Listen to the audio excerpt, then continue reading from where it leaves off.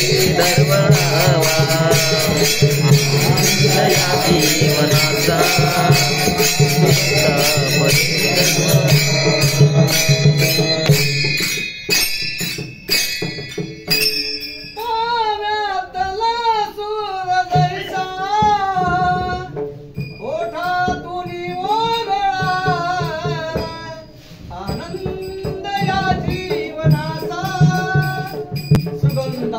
परी दरवळावा आनंद होता महाराज. आणि महाराज किती आनंद कशाला म्हणतात? एकत्र कुटुंब असताना सर्वांनी एकमेकांना संध्याकाळी एकत्र भोजन करायचं आणि भोजन केल्यानंतर सुख दुःखाच्या गोष्टी सांगायच्या, मनाला समाधान वाटत असतं.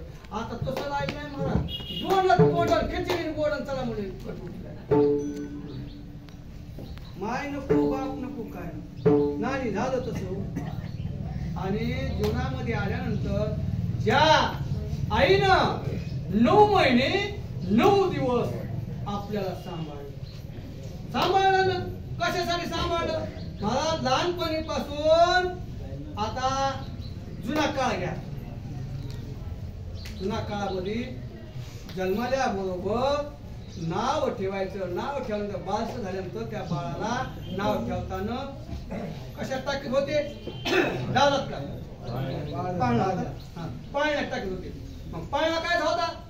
लाकडाचा.